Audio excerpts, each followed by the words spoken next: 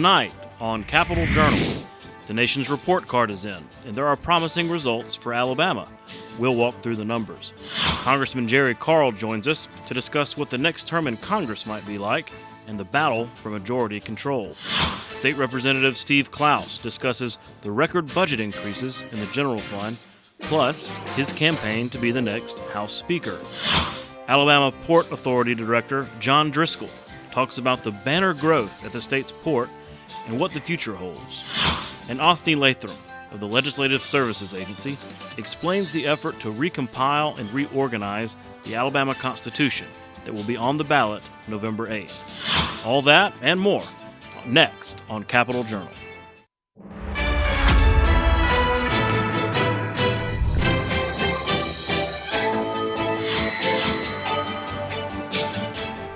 From our State House studio in Montgomery, I'm Todd Stacy. Welcome to Capitol Journal. The nation's report card was released this week. The National Assessment of Education Progress, or NAEP, measures math and reading proficiency in 4th and 8th grades. It was difficult news for much of the country, as most states saw significant backsliding and learning loss attributed to COVID-19 school closures. However, there was good news for Alabama, especially at the elementary level. The state's average scores for 4th grade reading rose by 2 points, good enough for Alabama's ranking in that category to rise from 49th to 39th compared to other states. In 4th grade math, Alabama's students gained just less than a point, while every other state saw declines. That moved Alabama's ranking from 52nd to 40th. The state's 8th graders saw proficiency declines. In reading, Alabama 8th graders dropped 2.5 points, keeping the state in 49th place. In math, they dropped 4.3 points, but picked up 5 spots in the rankings from 52nd to 47th. State Superintendent Eric Mackey celebrated the success, but said Alabama still has a long way to go.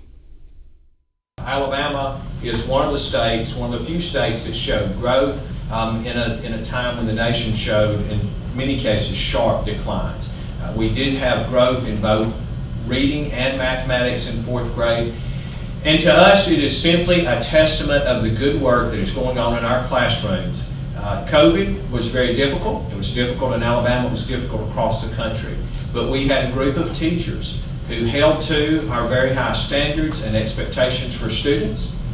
Thanks to Governor Ivey's leadership and the state board's leadership, we made sure that our students got back in the classroom as quickly and safely as possible. The gold standard to have a highly qualified teacher in a classroom working with students directly. And because we did that, and we committed that instructional time to high standards, high expectations, we feel like that has led to our NAEP scores going up. I spoke with Dr. Mackey in depth about this issue for our Spotlight on Education program this week. I encourage you to watch it. Just visit aptv.org. Big news out of the state's port this week. A new report shows that the Port of Mobile had an $85 billion impact on the state in 2021. That's more than triple what it was in 2019. The port's related businesses generated $2 billion in tax revenue for state and local governments. The terminals handled more than 41.7 million tons of international and domestic cargo. I'll speak with Alabama Port Authority Director John Driscoll about all this later in the show. Mayors of Alabama's largest cities gathered this week in Auburn to encourage voters to support Aniah's law on the ballot on November 8th. It's a constitutional amendment revising the rules about bail, empowering judges to deny bail for those accused of violent crimes. It is named for Aniah Blanchard, the college student whose accused killer was out on bail for a previous kidnapping charge.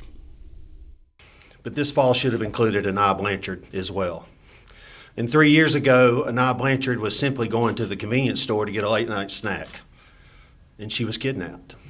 And her life was taken by someone who had no business being out of jail, much less being in Auburn. On November the 8th, the citizens of Alabama have their chance to do something about this. By voting for Amendment 1, You will allow judges to keep violent offenders in jail. Our life on October 24th will never be the same when we got a phone call. And to prevent any other parents to have the same phone call, we would like for you guys to acknowledge the fact that this bill would change so other parents would not have to go through the same tragedy that we did instead of going through. This law means more than just justice. It means that you could do prevention. Aniah's Law is one of several measures on the ballot on November 8th.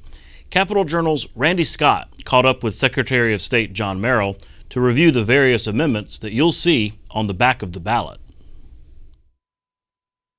Whether absentee, early, or in-person voting, citizens will head to the polls in a couple of weeks to make their choices known. It's very important that each individual voter knows what's on their ballot before they go to the polls so they can be prepared to vote for the candidate of their choice and to express their opinion on the issues that are presented to them.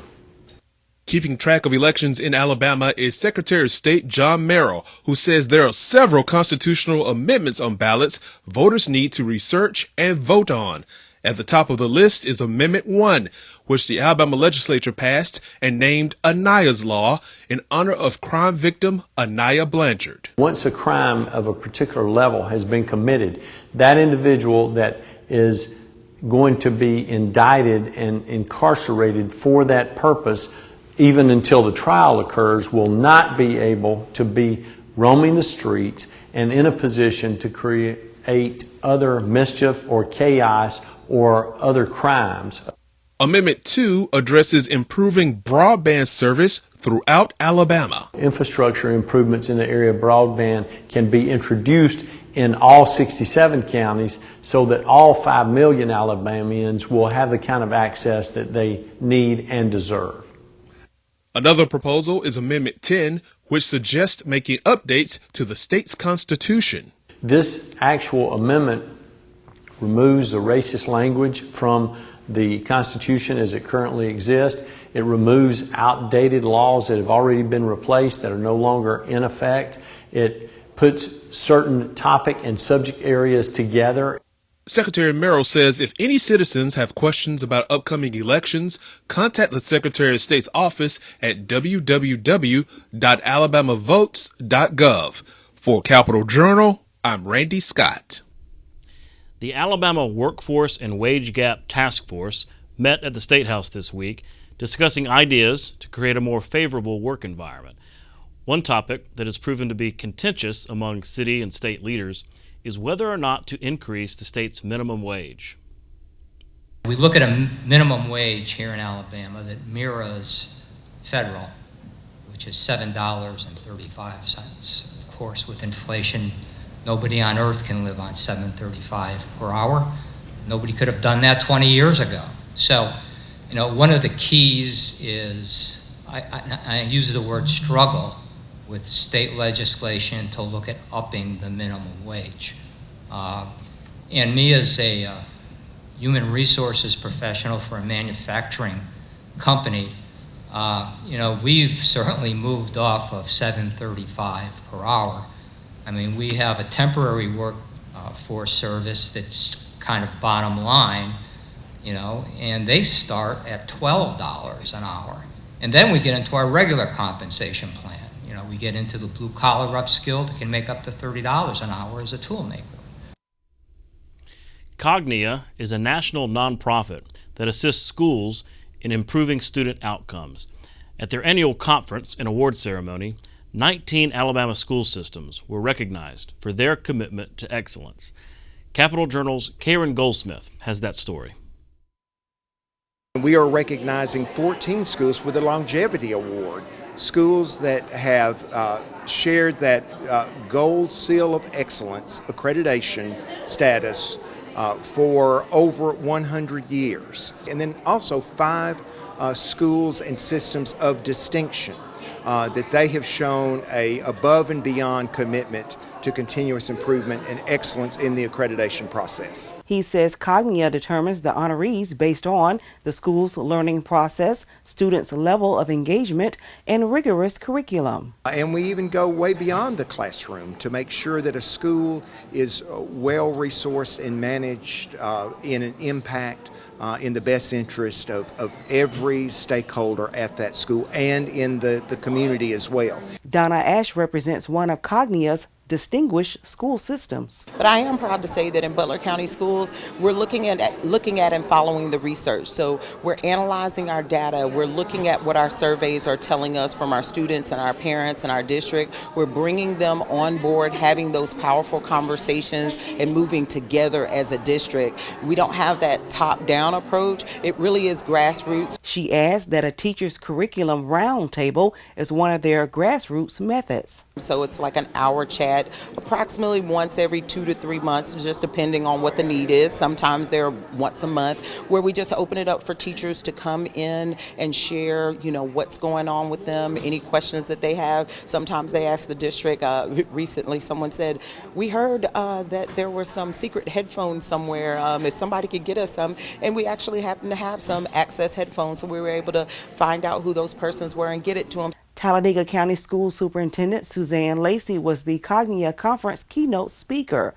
The group has helped 14 of her 17 schools become certified in STEM, that's science, technology, engineering, and math. That is a great alignment with what we're currently doing with project-based learning, because we know currently there are over 500,000 jobs in our country that are STEM related, and we need to be preparing our students with that set of skills. The remaining 3 schools are in the pipeline to become STEM certified by Cognia. For Capital Journal, I'm Karen Goldsmith. Also at the Cognia conference, Governor Kay Ivey and State Superintendent Eric Mackey were honored for their work to improve education. Ivey received the Champion Award and Mackey received the Visionary Award. Jeff Langham of Cognia explained those honors. We're very proud because Governor Ivey, we're able to recognize her commitment so parallel to ours with the Alabama STEM Council and her efforts through the years to be a true champion of STEM. And I think there's no question for those who have seen Dr. Mackey through the years that he has provided, even through a global pandemic, a great scale of visionary leadership to guide us through difficult and turbulent times. We'll be right back with tonight's guests. You can watch past episodes of Capital Journal online at video.aptv.org. Capital Journal episodes are also available on APTV's free mobile app. You can also connect with Capital Journal and link to past episodes on Capital Journal's Facebook page. And you can listen to past episodes of Capital Journal when you're driving or on the go with Capital Journal podcasts. Next, I'm joined by Congressman Jerry Carl of Alabama's 1st District. Congressman, thanks for coming on Capital Journal. Great to be here. Good to see you, Todd. You're about to complete your first term in the U.S. House of Representatives. Pretty significant 2 years. A lot has happened in the last 2 years. Let me ask you, do you feel like, despite the COVID challenges and all the different things that have happened over the past 2 years, that you were able to build a foundation, relationships, experience that will help you in future terms? That's such a big part of government, period, is building those relationships, whether it's state or federal or local. And I've certainly got those relationships. I've worked hard on the Republican and Democrat side trying to establish, those relationships where you can call on one another for help, for an extra vote if you get down to the wire, which we haven't had too many of those this year, but it's been an interesting year. It truly has. Mm-hmm. Well, while I have you, there's something current right now I needed to ask you about, and that is this TRICARE situation. Yeah. TRICARE is basically, for those that don't know, the Veterans Health Insurance Program. And I understand they've cut about 15,000 independent pharmacies out from the prescription system. Are you hearing from constituents about this? We've gotten several phone calls. We have joined about 100 other congressmen on a letter asking, trying to get more clear definition of why and how. The federal government's trying to narrow it down, or the VA's trying to narrow it down to use one source, so it'll all be shipped in. So your local pharmacy you can't use. This is very similar to what we did with baby formula. With baby formula, we had all these different manufacturers that could bid on baby formula. So we had 20, 25 different sources on formula. So through the bid process, we got it down to 2, and only 2 companies actually exist that make the formula. We hit a bump in the road, and obviously we have shelves that are empty. And I'm afraid we're going to do the same thing in the pharmacy field. We're trying to get it cheaper and cheaper, and we can appreciate that as taxpayers. But our local pharmacists that are being cut out of this are extremely important in our lives, and it's going to affect them the most. And again, if we hit a bump in the road with these national companies, we're going to see 15,000 plus independent small local pharmacies that actually pay the price. So TRICARE needs to give us an answer of why, how they came up with these this new method, and we've requested that they do that. Mm-hmm. Well, election's right around the corner. Right now, it looks like your party is going to take the majority in the House. That's what all of the predictions say. You know, the Senate was a toss-up. Anybody would say that. But no matter what, President Biden is going to be president for at least 2 more years. Sure. So let me just ask you, is it, given that, so it's likely to be divided government, is it going to be constant gridlock, or could there possibly be ways on a few things where the 2 parties could work together? We have to. I mean, the government's set up that way. You know, 3 branches, it's set up to work that way. So I feel like we're going to take the House. We've certainly worked hard, all of us. We've raised money. We've worked with new Congress people, men and women that are running in different parts of the country. I've got probably 20 that I've been working with. I know of 5 very strong ones.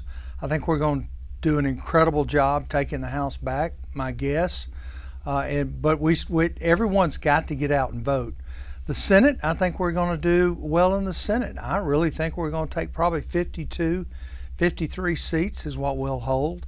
So you'll have a Republican House, you'll have a Republican Senate, and then we've got a Democrat president. We have to learn to work together, whether we like it or not. This gridlock doesn't get anything accomplished. So I hope we can put legislation together between the House and the Senate, and it's stuff that we can negotiate with the president. That's the best case scenario for all of us. This gridlock does do nothing for this country. So although it's going to happen, and it will happen, hopefully we can get enough conversation between all 3 branches that we can work together. I know you sit on the House Armed Services Committee, a key committee for Alabama, always has been. Should you be in the majority, though, there might be opportunities for other committees. I'm thinking of appropriations. That is a traditional, kind of a legacy. Is that something you're considering, pursuing? Is that on the table? We've been working the last 6 months to get on appropriation. We're feeling good about it, but it's like everything in life. It's not over till it's over. We've run a campaign within a campaign to get us in there, and we've answered all the questions that need to be answered by the steering committee. We're feeling pretty confident that we will get on appropriations. And appropriations is where I need to be. Appropriations will be best for my district, will be best for the state of Alabama. You've got Congressman Adderholt, obviously up north part of this. He's a cardinal. He will be walking in probably in the next 2 to 4 years, maybe 6 years, as the committee chair. That's important, and to have 2 in there in that position from the state of Alabama when that happens, that's huge for the state of Alabama. Mm-hmm. It's huge. So I'm working hard to get in on that. Right now I'm serving on obviously armed service and also natural resources. Natural resources is huge for the state of Alabama when you start talking about timber industry, the gas, petroleum base obviously in the Gulf, and the red snapper issue.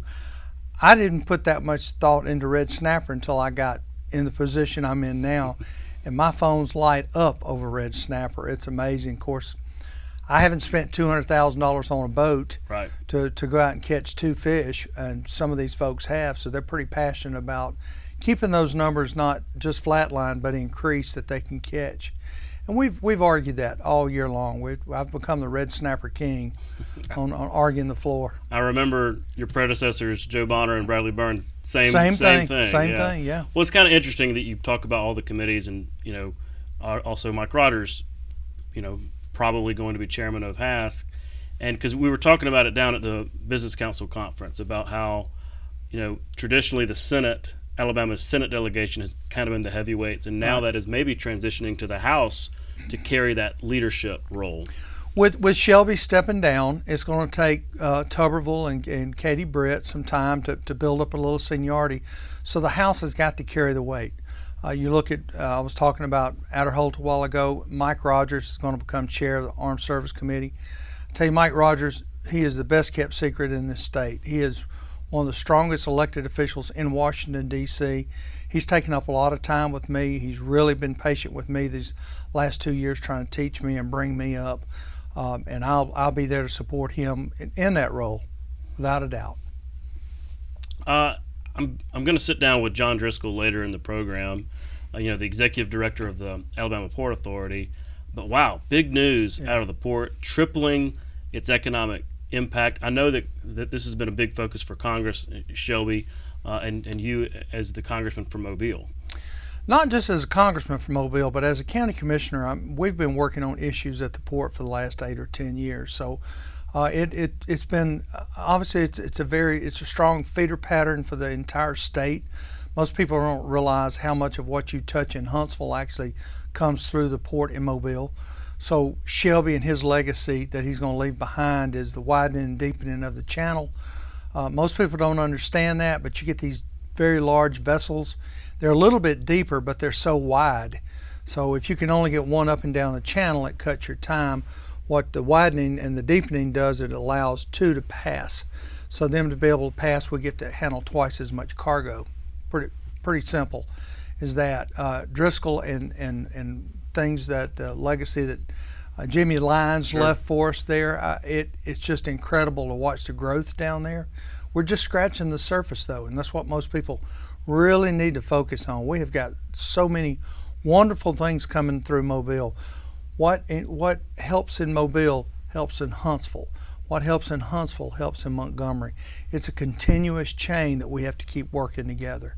So we're excited about Mobile. We're excited about the increase in the terminal. We've got some infrastructure issues down there that we've got to address, and I think the governor's done a great job of doing that. Hats off to the governor and her entire staff. It's just, they've been a pleasure to work with, especially from a congressional standpoint. Well, speaking of infrastructure, the big deal down there is the bridge, right? Right. A lot of people in this building, in the State House, really want to figure out a way to make that go forward. I know it's going to have to be a state and federal probably combination. What's the latest from the federal angle? Well, you got a $125 million package that came in 4 years ago. They're going to be able to use that before it expires. That's good. We can use it. We're scratching around doing all we can do to try to figure out how to raise money. It's not as simple as it is a state. You can't just move money around. Everyone in Washington standing with their hands stuck out with an infrastructure project.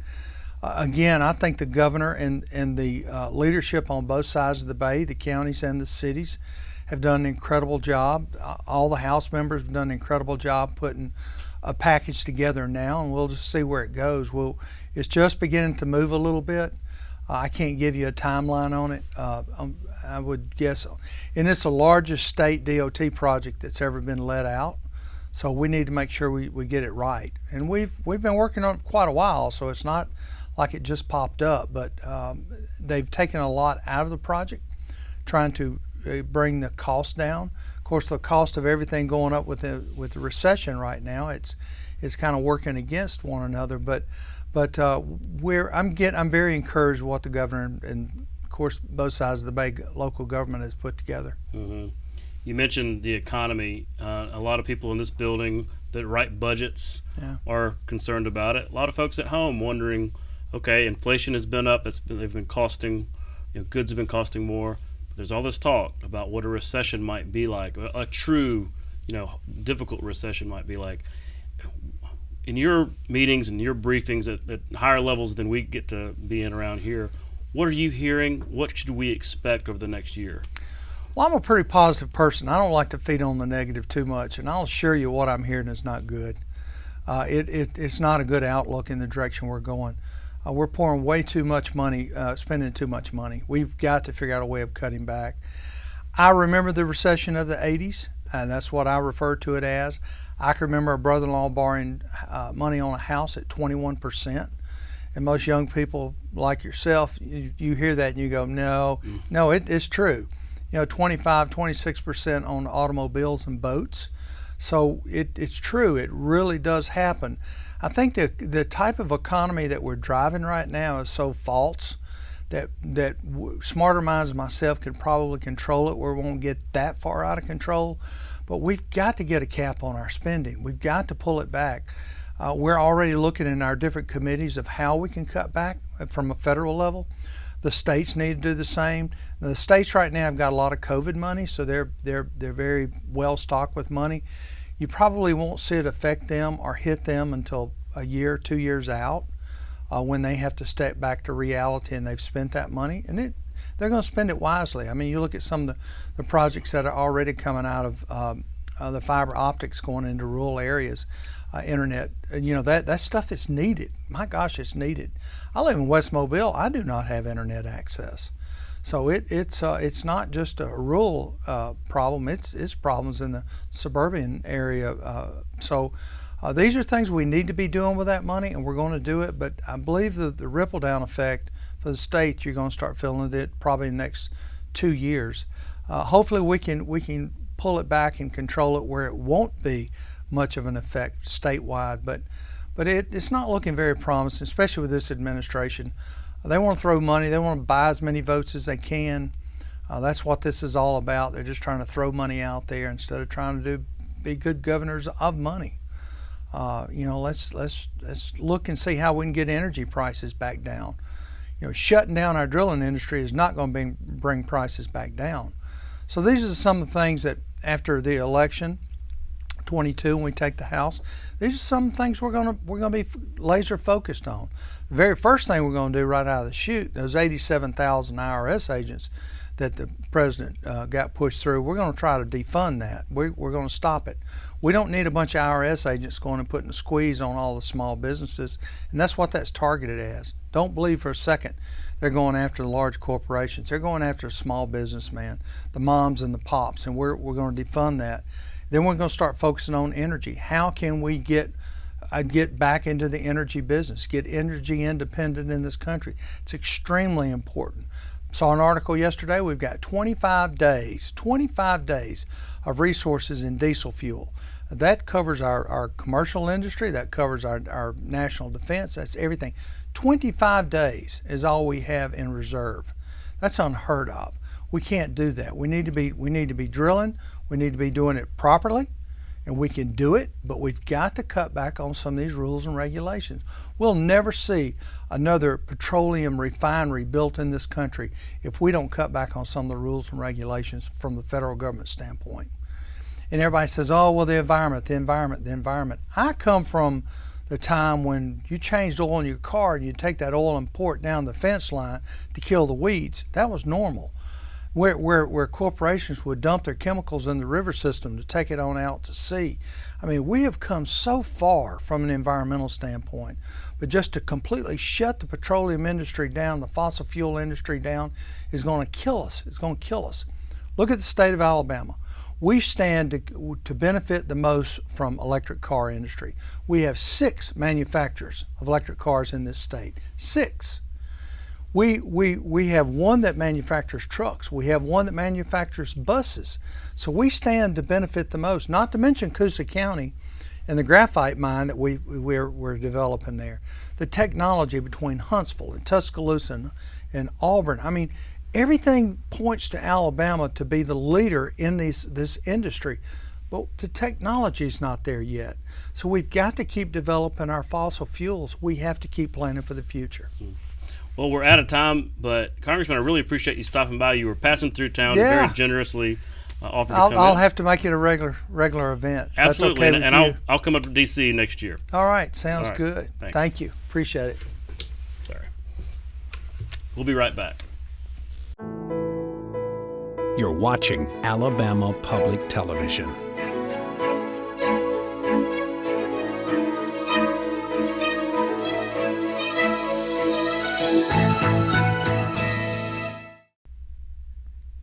Next, I'm joined by State Representative Steve Clouse, Chairman of the House General Fund Budget Committee. Mr. Chairman, thanks for coming on Capitol Journal. Thanks, Todd. I always enjoy being on with you. It's the other week, I guess it was about a week ago, we reported on the end of the fiscal year and how Alabama has seen just record growth, not only in the Education Trust Fund, that was pretty significant, but also in the General Fund, whereas traditionally that hasn't been a growth fund. So were you surprised to see that? What was your takeaway? Well, I have been surprised the last couple of years. Obviously, we've had some good years.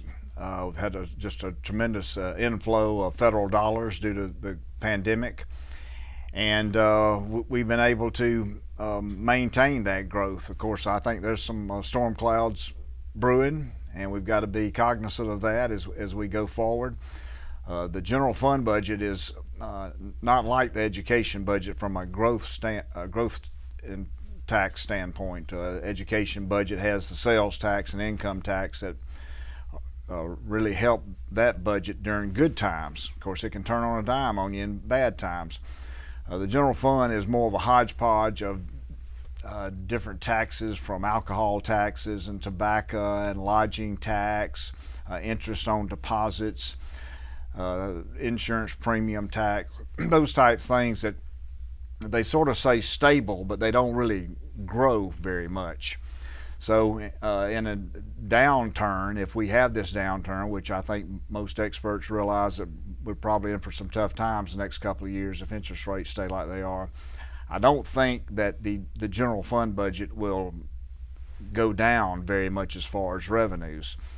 Our big issue is going to be on the expenditure side, and because the general fund budget takes care of everything other than education. Mm-hmm. And so we've got we got a couple of big elephants in the room, obviously Medicaid and prisons. We've had a little bit of relief over the last couple of years with Medicaid because of the emergency ruling from Washington during the pandemic that gave us an extra 6.2% that the feds paid for instead of us having to pay for. It's really very significant. That's about to go off probably here by the first of the year.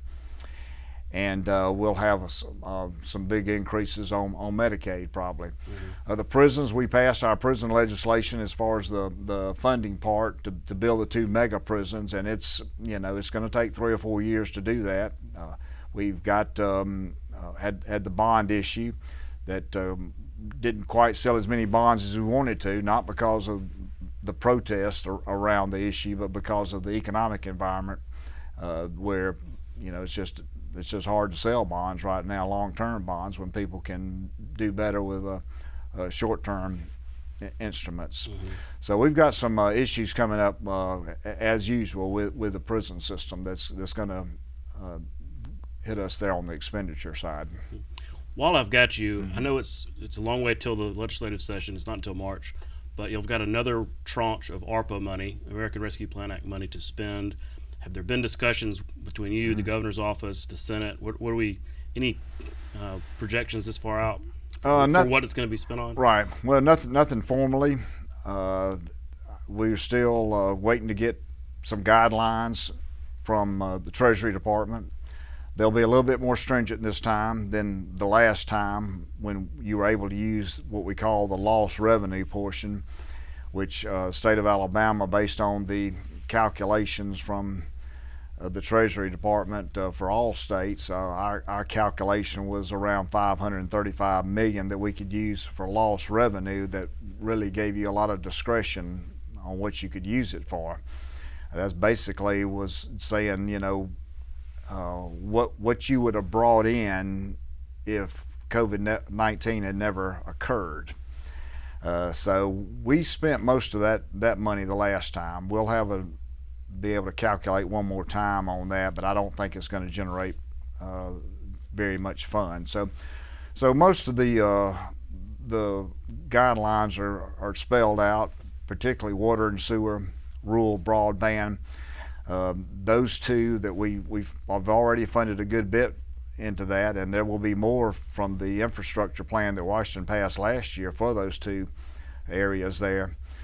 But we could spend all of it on water and sewer and still not have enough. We could spend all of it on rural broadband and still not have enough to meet the demand that we have there. Mm-hmm. We have so many underserved areas in Alabama on broadband. So that will be a major consideration. And then the COVID related issues there in health care, which will certainly affect hospitals and nursing homes and other medical facilities. Switching gears, you're running for Speaker. Mm-hmm. This is going to be a really interesting year because so much of the leadership in the House is changing hands. You've put your name forward. Mm-hmm. You're one of two candidates running for Speaker. Tell me why. Give me your pitch for what you're telling lawmakers to elect you Speaker.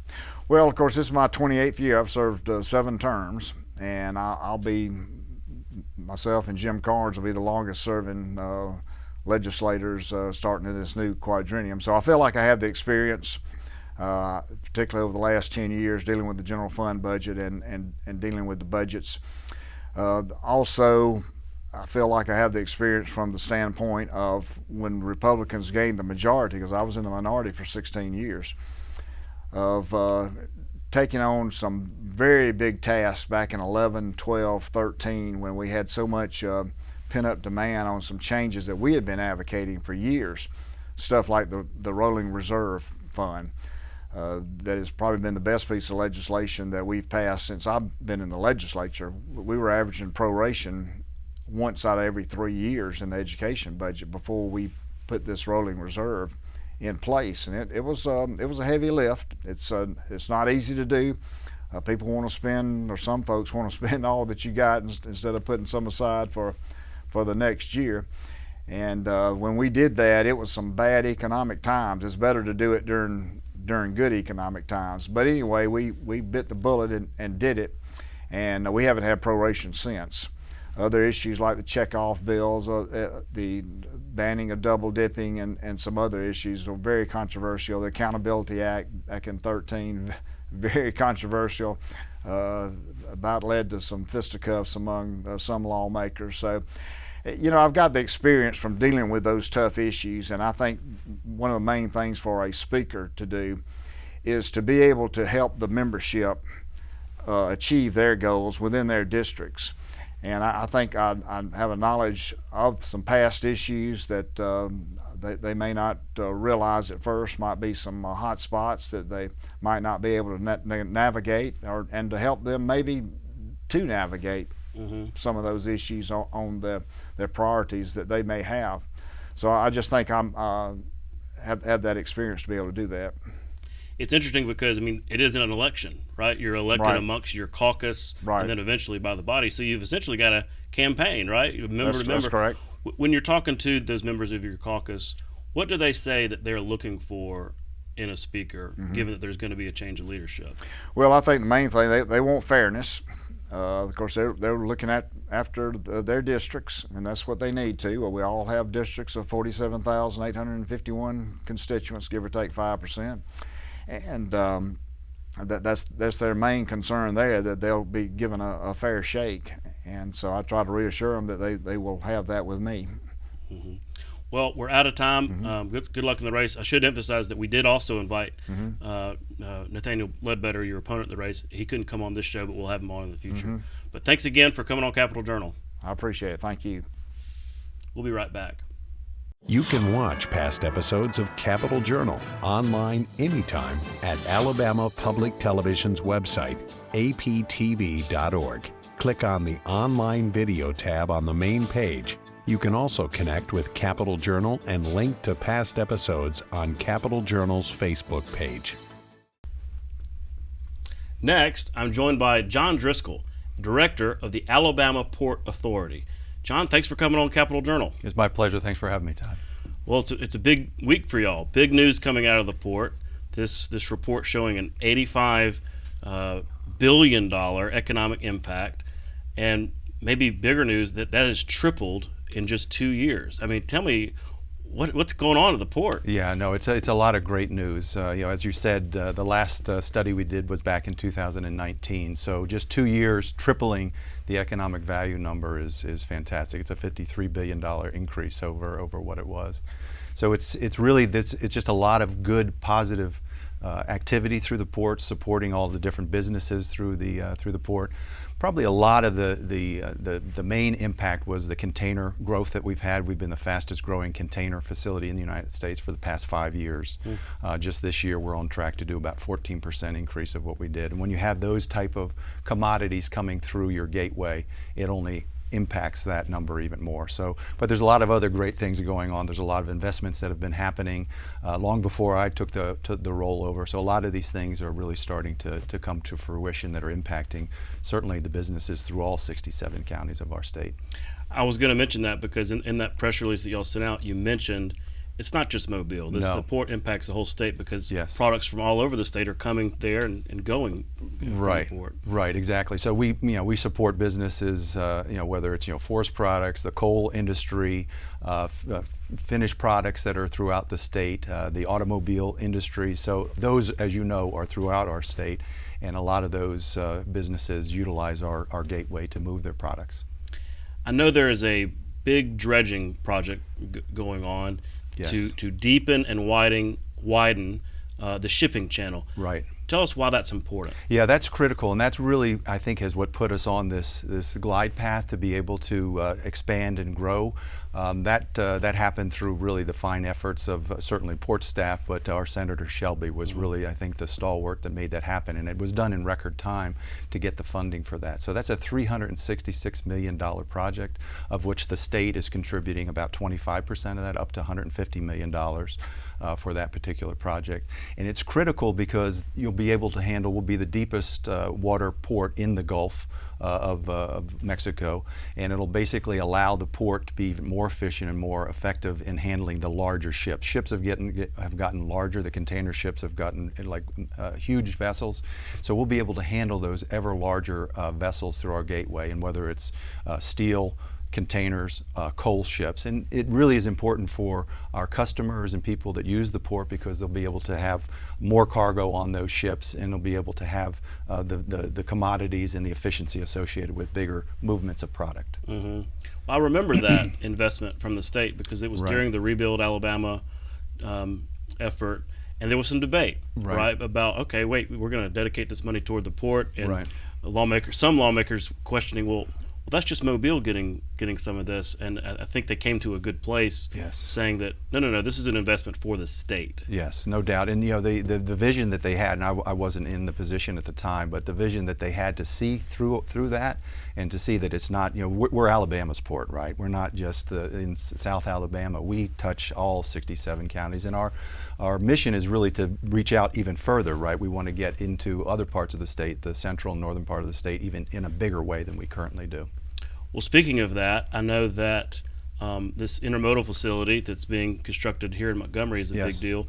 Talk about those. I know you're maybe considering other ones like that in the future. Talk about the importance of rail and some of these intermodal facilities as that capacity grows. Yeah, so this is an intermodal rail facility, as you mentioned, and it's very interesting. We do not have any intermodal rail service currently in our state through our gateway.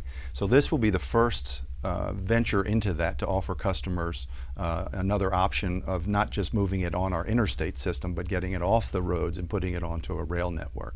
So this is really the first phase of that. But it's very important because you give customers optionality, so they can use our river system. I mean, we have an incredible river system as well, but then also the rail is one piece that we really haven't exploited because we have 9 railroads that touch the Alabama's port in South Alabama. 5 Class 1 railroads. Class 1 railroads are the largest railroads in the state and the country, of which there's 7 only. We have 5 that touch our gateway. The port actually is a railroad as well. We operate a switching railroad. But it's very, very important for customers because it gives this fluidity and optionality to moving cargo. I mean, you've heard about all of the challenges that customers have had with moving cargo, containers. It gets a lot of headlines on whether the West Coast or even the East Coast. But we've had that fluidity to be able to handle more and more cargo through our gateway. And giving customers another option, a rail option, is really very, very important. I was curious to ask you this question because I just don't know much about your business in the port, but who are our competitors? Right. I mean, I figured that the port business is probably competitive between states, between ports. Yes. So, I mean, New Orleans, Savannah, Port St. Joe, who are our competitors and what is that competition like? Yeah, the way I look at it is really the East Coast ports are probably our biggest competitors. So like a Savannah or a Charleston, South Carolina. And that's because they have the rail connectivity as well, coming from their ports into the northern part of our state. So they're the ones that are really making headways into, they had been historically making headways into some of the different customers. And again, I think the way I look at it is an optionality coming through our gateway that's not congested, that they can get into the northern part of the state on an intermodal network is very, very important. But we compete against primarily those ports, but certainly New Orleans, Houston, even Tampa to a lesser degree. Depends on what commodity you're talking about, because we are a very diverse port handling a lot of different commodities. And what is that competition like? Or I mean, is it different incentives and things like that, or maybe even state support? Yeah, these other states, the two that I mentioned, they're the state is very, very supportive of giving financial support to their operations, because it's like our port, and we talked about at the opening, the economic impact that a port can generate through the state is tremendous. And so they have looked at it. Those states, as our state has supported us in a great way, and we talked about the dredging and widening of our channel, is very, very important to be able to help develop and grow and be able to be the transportation provider for the entire state. Mm-hmm. You mentioned rail, and you mentioned that interstate system. This rebuild effort that's meant to help maintain and expand that infrastructure system. Do we have, given that this expansion has taken place, this dredging, the capacity is going up and up and up, do we have the infrastructure to handle this growing capacity? I mean, is 65 going to be able to handle all those trucks? Yeah, I think so. One of the key reasons why we're doing this rail is to get some of those trucks off of that interstate system, right? Because it's to widen an interstate network is extremely expensive, right? So we already have that gateway. That CSX is our partner in this, right? And the CSX has that. You don't have to build another rail component other than what we're building in Montgomery to handle the depot activity. So I think the infrastructure is certainly there, right? And whether it's the CSX, the Canadian National that we're currently doing business with, getting into Memphis and up into Chicago, this is really, the infrastructure is there to be able to handle it. And we have infrastructure in growth plans to be able to handle those increased volumes that are coming already, and we expect even greater numbers coming through the gateway. Mm-hmm. Well, it's fascinating stuff. Congratulations on the success and the announcement this week, and thanks for coming on Capitol My Journal. pleasure. Thanks for having me. Appreciate it. We'll be right back.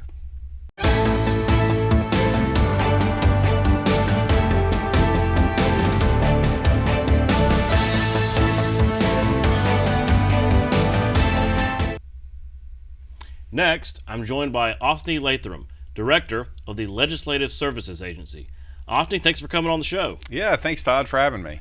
All the lawmakers watching right now are very familiar with you because you're the lifeline that they have on legal and legislative questions. But for some of our viewers that aren't familiar with the Legislative Services Agency, can you kind of go over what your role is there? Sure. So the Legislative Services Agency is the legislature's nonpartisan professional staff. So we work both chambers, both parties, any independents as well.